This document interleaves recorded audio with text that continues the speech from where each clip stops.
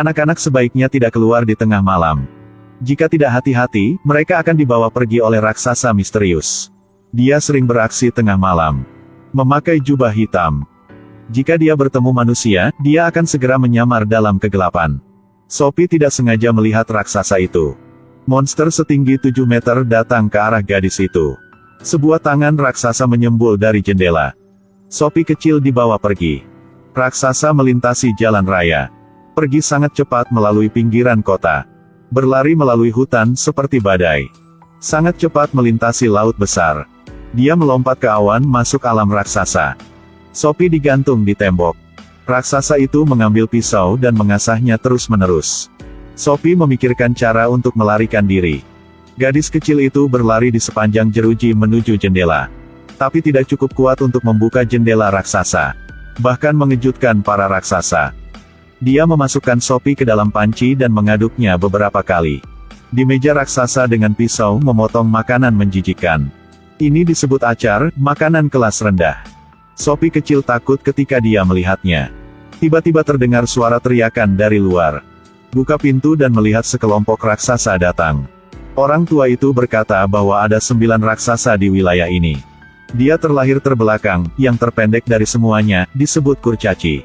Tetapi dia tidak pernah makan daging manusia. Untuk memberi kompensasi kepada orang lain di suku. Setiap malam, dia akan memberikan mimpi indah kepada orang-orang. Raksasa yang tidak boleh terdeteksi. Dia enggan membawa Sophie ikut dan akan melindunginya dengan baik. Gadis keras kepala tidak mendengarkan nasihat. Diam-diam berlari keluar ruangan. Tiba-tiba gunung bergerak. Satu tangan raksasa menangkap gadis kecil itu.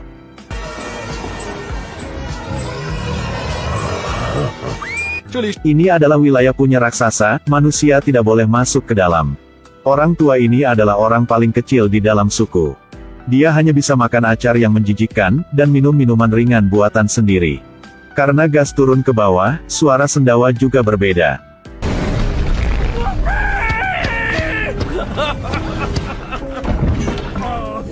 Hari ini, orang raksasa suka makan manusia datang ke tempat punya orang tua itu.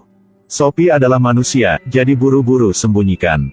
Tapi pada dasarnya tidak mungkin menyembunyikan indera penciuman raksasa. Tidak ada cara lain, Sophie masuk ke acar. Raksasa kanibal membenci makanan ini. Akhirnya mengambil botol minuman ringan dan pergi.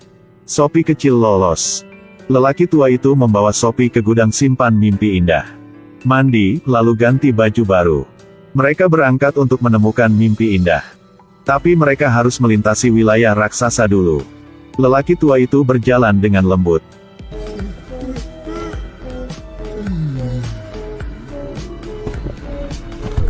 Tapi masih ditemukan. Sophie mengambil kesempatan untuk melarikan diri. Para raksasa menggunakan lelaki tua itu sebagai mainan. Lempar dia ke mobil kecil. Raksasa itu menginjak 2 mobil. Sophie sedang ada di dalam mobil dan hampir terinjak.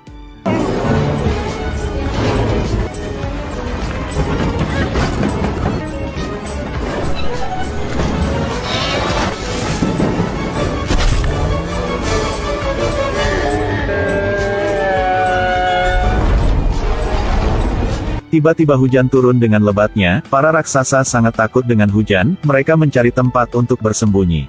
Sophie kecil diselamatkan lagi. Tapi dia lupa karpet dan ditemukan oleh pemimpin raksasa. Mereka datang ke rumah orang tua itu dan mulai destruktif. Sophie kecil bersembunyi di ruang rahasia. Tiba-tiba menemukan lukisan ratu di dinding. Gadis kecil itu memikirkan cara untuk menghadapi para raksasa. Di sini, lelaki tua dengan obor marah ingin mengusir para raksasa. Lalu, Sophie kecil ceritakan rencana dia. Gadis itu ingin meminjam kekuatan ratu, mengirim pasukan untuk menghancurkan raksasa. 2 orang datang ke istana. Setelah beberapa saat negosiasi, lelaki tua itu baru muncul. Segerombolan tentara mengelilinginya. Semua orang panik. Sang ratu akhirnya menerima tawaran itu. Dan ajak mereka makan. Dengan makanan yang lezat. Sekarang tentara telah berkumpul. Orang tua raksasa yang tinggi 7 meter sedang menikmati makanan yang diberi oleh sang ratu. Dia harus merangkak untuk masuk ke dalam. Bahkan topi pun harus dipegang oleh banyak orang. Tas harus diangkut dengan troli. Semua meja dan kursi harus dibuat terpisah. Makanan siap saji 100 kali lebih banyak dari orang normal. Bawa makanan harus menaiki tangga. Dia memegang sendok. Ambil beberapa kue dan celupkan ke dalam saus telur. Ini jauh lebih enak daripada acar. Ada juga kopi kerajaan yang sangat enak. Sophie ingatkan dia untuk memperhatikan kesopanan. Kopi sangat sulit untuk diminum. Dia mengambil sebotol 7 up buatan sendiri dari tahun 82. Minuman berkarbonasi ini mengejutkan sang ratu. Para jenderal juga tiba tepat waktu. Setelah melihat di peta, semua orang memutuskan untuk menggunakan helikopter mengikutinya ke wilayah itu. Dia menuangkan 7 up untuk semua orang. Tentu saja Corgi juga memiliki bagian. Beginilah cara minuman berkarbonasi itu menyelam.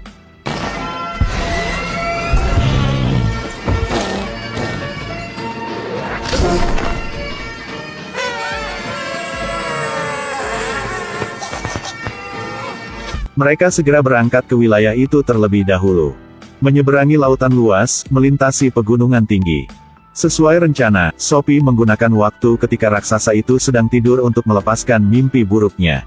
Tapi ditemukan oleh raksasa yang paling pintar. Ketika situasinya mendesak, dia memecahkan botolnya. Goblin mimpi terbang ke hidung raksasa. Mereka segera memiliki ekspresi yang menyakitkan. Hanya pemimpin raksasa yang mengeluarkan goblin dan menghancurkannya. Jet tempur saat kritis datang dan menggunakan tali kendali. Gerombolan raksasa jatuh satu persatu. Gunakan jaring raksasa untuk menangkapnya. Pada akhirnya semua diikat dan dibawa pergi. Para raksasa dibuang ke laut. Mereka berenang ke pulau terpencil. Banyak acar tiba-tiba jatuh dari langit. Dan dikasih 1 kotak biji acar. Mulai sekarang mereka hanya bisa makan vegetarian.